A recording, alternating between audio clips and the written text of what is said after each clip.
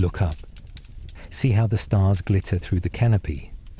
1 billion points of light, each one a system with worlds of its own, each one a story. You've all heard the grand tales, I'm sure. The epics they sing on the holonet, of noble Jedi with their laser swords, and shadowy Sith who command the darkness. Stories of star-spanning republics and iron-fisted empires, of grand fleets clashing in the void. But those are stories for the Corellian city folk, for the bright-eyed younglings who've never known a hungry night or the cold sweat of a hyperdrive malfunction, miles from any charted lane.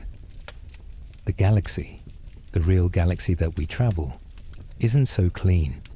It's a wilder, grimmer place, full of shadows where the law is just a word and survival is the only creed that matters. In the dimmest, most forgotten corners of galactic history, when the star lanes were wild, untamed rivers and fledgling civilizations huddled in the light of their young suns, there was no Grand Republic to keep the peace. Justice was a luxury, a word whispered by the hopeful and ignored by the strong. It was in this crucible of chaos, this galactic wilderness, that the first hunters were forged. They were not called bounty hunters then. They were simply the desperate, the brave, or the foolish. They were the colonists on some far-flung moon, who took up blaster and blade to hunt the ravenous gundark that preyed on their kin. They were the freighter captains who turned their cannons on the pirates that plagued their trade routes, not for a government contract, but for their own survival. These proto-hunters were guided by necessity, their skills honed on the whetstone of grim reality. They learned to track not through sophisticated sensors, but by the subtle signs a creature left in its wake. A broken twig, a disturbed patch of dust, the faint scent of fear on the wind. They learned to fight not in polished academies, but in the desperate, brutal dance of kill or be killed. As the galaxy grew and star systems began to weave themselves into the grand tapestry of the Republic, the need for these individuals did not vanish. Indeed, it grew. The Republic, for all its noble ideals and its guardian Jedi, was a vast and unwieldy thing. Its laws were like a net with holes large enough for the truly monstrous to slip through. There were worlds the Republic's law could not touch, shadows where its light could not reach. And so, the powers that were in their gilded halls on Coruscant made a pact.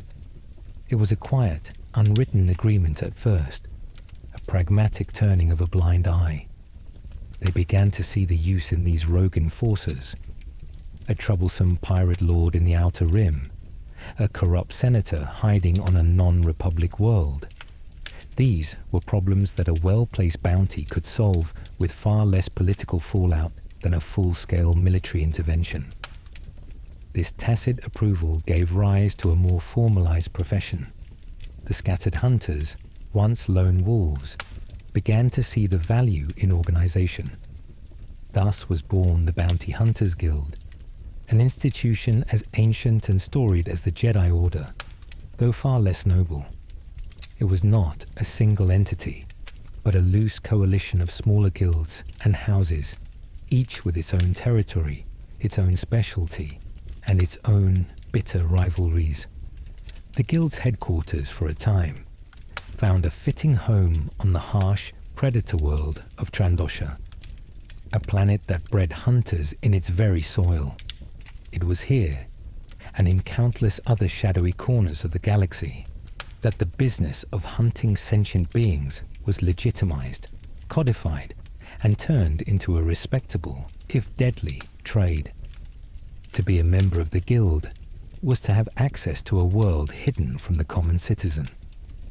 Guild members received notice of the most lucrative bounties before they were broadcast on public channels, a crucial head start in a profession where speed was life.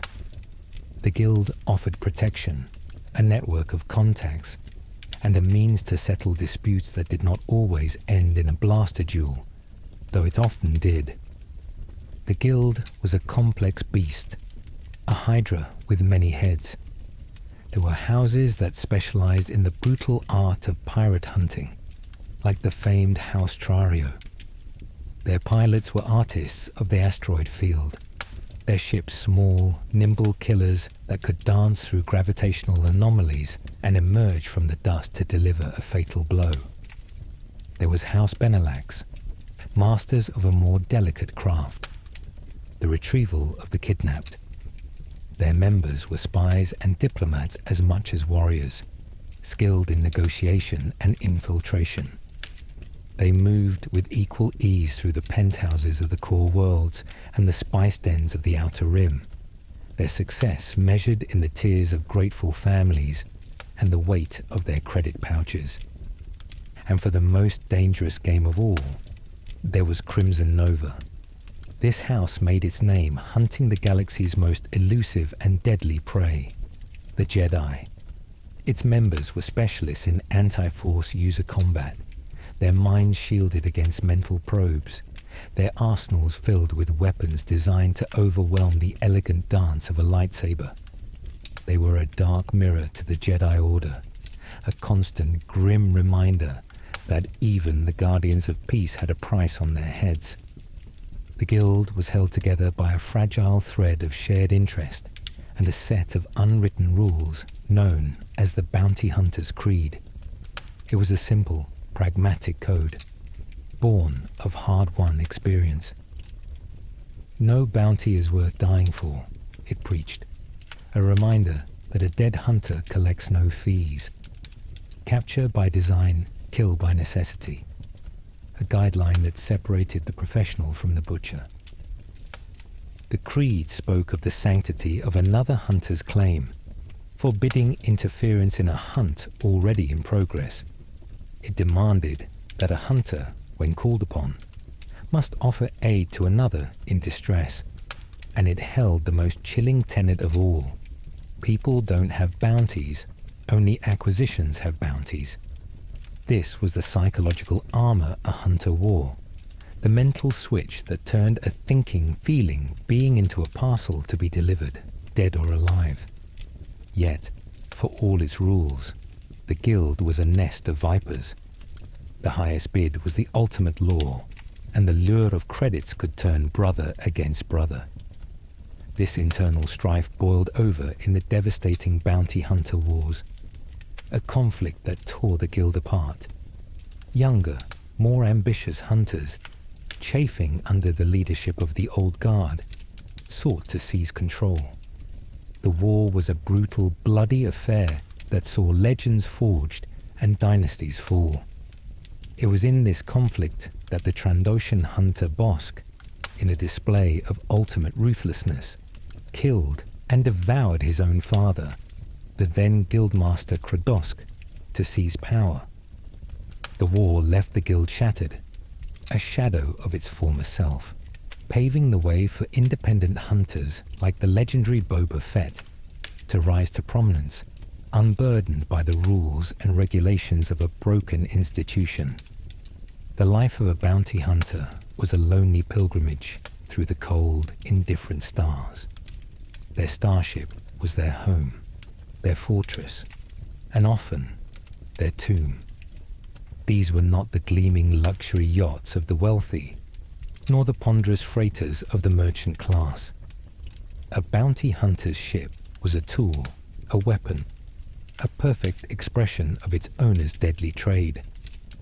Consider the Firespray 31 patrol craft, a vessel made infamous by the Feds, Jango and Boba.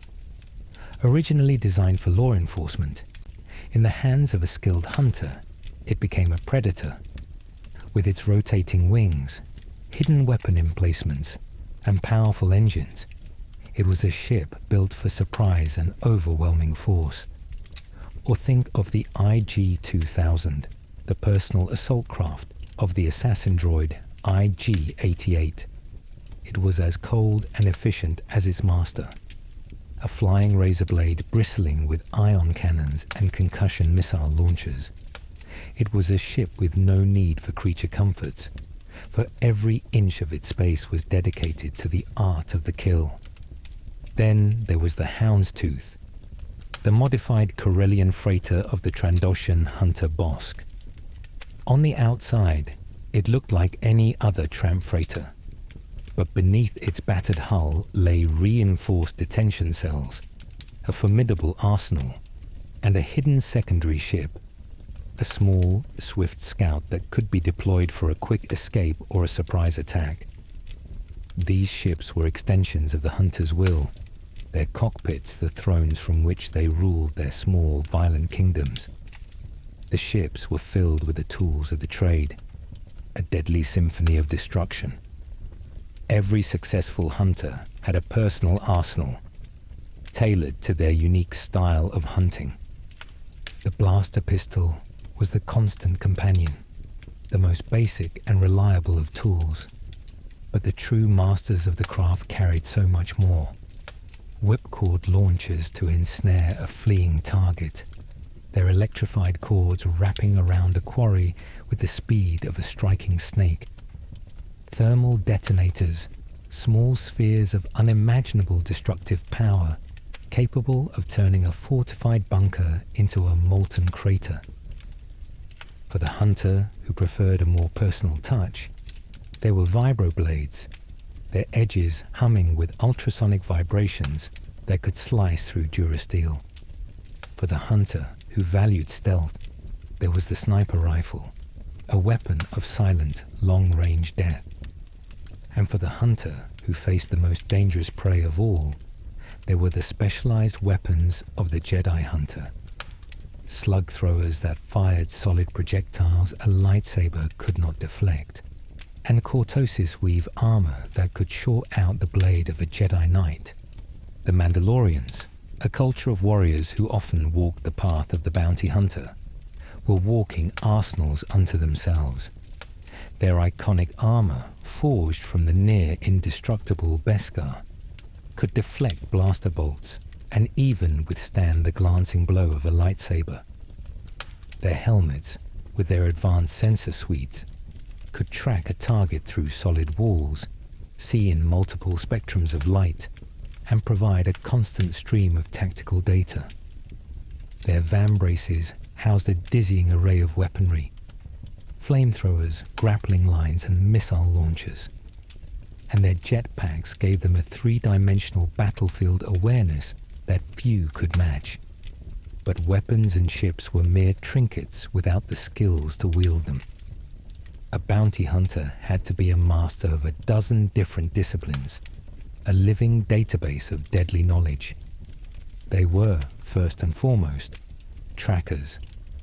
They could read the story of a person's passage in the faintest of signs, the subtle shimmer of a recently departed hyperdrive, the residue of a specific type of boot on a dusty floor, the hushed whispers of informants in a crowded cantina. They were expert combatants, fluent in the languages of both ranged and hand-to-hand combat. They could brawl in the filth of a sewer, duel in the sterile corridors of a starship, and snipe from a kilometer away with equal proficiency. They studied the anatomy of 100 different species, knowing the precise point to strike for a quick, disabling blow or a final, fatal one. They were cunning investigators, able to piece together the life of their quarry from a handful of scattered clues. They could slice into computer systems, bribe port officials, and charm information out of the most tight-lipped of witnesses. They were psychologists, understanding the motivations and fears of their prey, predicting their next move before they made it. And they were pilots of extraordinary skill, able to push their ships to the very limits of their performance. They could navigate the swirling chaos of an asteroid field, skim the surface of a gas giant, and engage in deadly dogfights in the heart of a nebula. A hunter who could not fly was a hunter who would not live long. The paths that led to this life were as varied as the species that walked them. Some, like the infamous Boba Fett, were born into the trade. He was a clone of his father, the legendary bounty hunter Jango Fett. Raised not as a son, but as an apprentice. His childhood a brutal curriculum of combat, tracking, and survival. Every lesson, from marksmanship to starship maintenance, was a preparation for the day he would inherit his father's armor and his fearsome reputation. Others were forged in the crucible of a harsh and unforgiving galaxy. The Duros hunter Cad Bane, who rose to become the most feared bounty hunter of the Clone Wars era, was a product of the mean streets of his homeworld. He learned his trade not from a mentor, but from a life of poverty and desperation.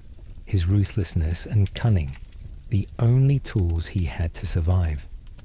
His signature wide-brimmed hat and twin blaster pistols were not just a fashion statement, but a carefully crafted persona of danger and untouchability. Some species were almost genetically predisposed to the hunt. The Trandoshans, a reptilian species from a world that shared a star system with the Wookiee homeworld of Kashyyyk, were born with the instincts of a predator.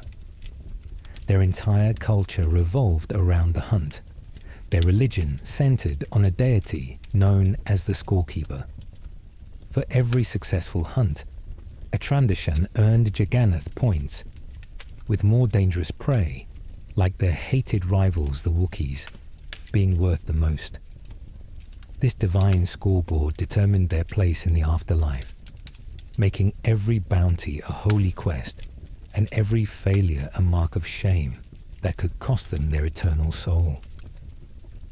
The Rhodians, with their large, multifaceted eyes and innate tracking senses, were natural-born hunters. Their persistence was legendary, their reputation for never giving up a hunt a source of terror for anyone who found themselves with a Rhodian on their trail. And then there were the rarest and most feared of all, the Force-sensitive bounty hunters. They were not Jedi or Sith, but something else entirely.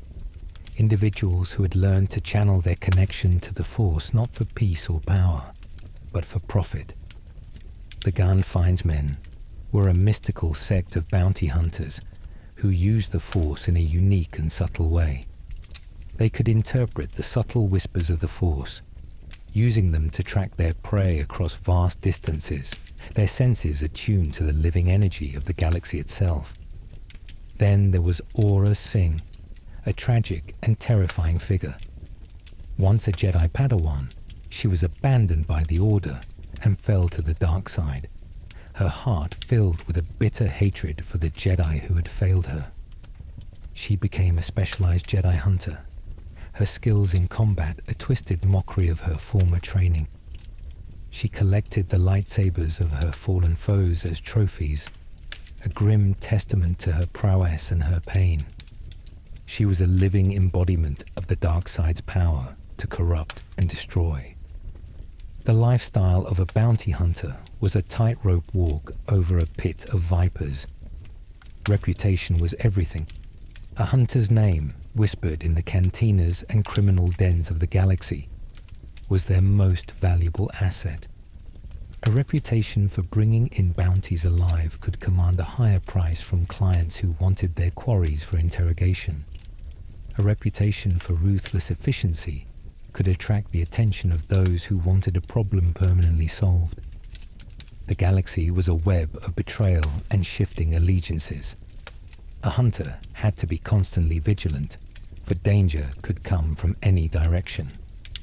Rival hunters were a constant threat, always looking to steal a bounty for themselves.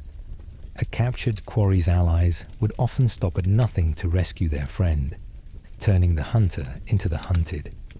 And the clients themselves were often the most dangerous of all, as likely to pay a hunter with a blaster bolt to the back as with a stack of credits. The moral landscape of bounty hunting was a murky, treacherous swamp. The profession was often sanctioned by galactic governments, giving it a thin veneer of legality. Hunters could obtain an imperial peacekeeping certificate, which granted them certain legal protections and waived restrictions on weaponry.